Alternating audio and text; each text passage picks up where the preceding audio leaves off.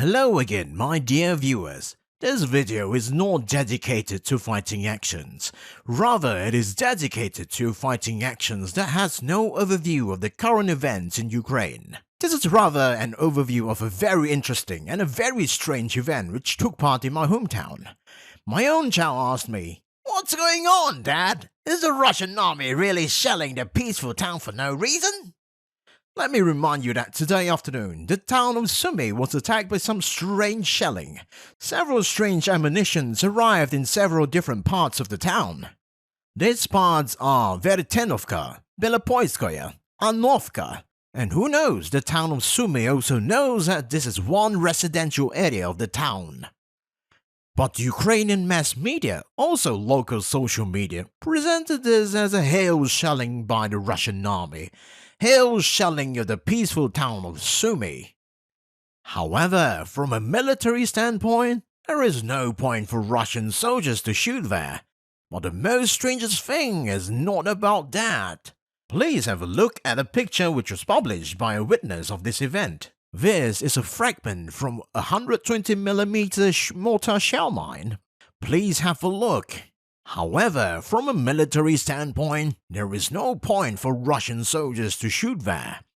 But the most strangest thing is not about that.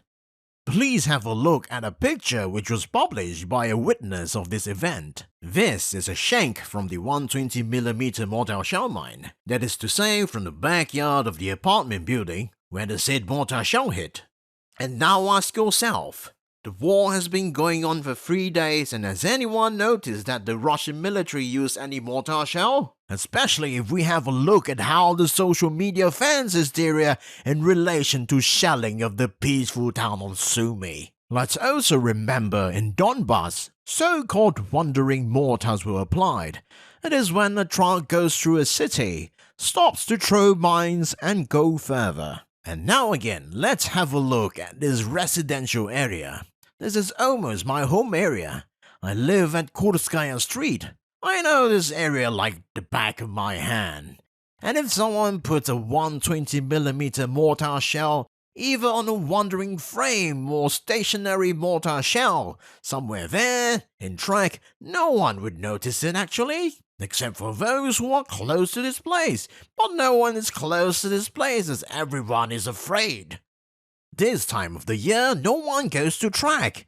And taking into consideration the effect all these events had on locals, I have a question. Couldn't it be a provocation in order to turn Sumy locals against the Russian military? Because it seems too good to be true. I'm saying it again. The Russian military was not seen as applying any mortar shells, though this could be a very convenient weapon for provocation. It is easy to hide, easy to transport, and easy to be used in provocations, especially when traces of this provocation can be noticed by the locals. I appeal to the people of my hometown. Today we have a lot of fake videos, too much of those who are willing to quarrel with us so that we would fight until the end of our days. And this technological method is evidenced and was applied in Donbass by Ukrainian nationalists. And these nationalists are now holding my hometown. And as my relatives who live in Sumy told me, this was exactly at the time when the air raid siren was announced. That is to say, firstly, an air raid siren has been announced, declaring that the Russian army will launch a rocket barrage.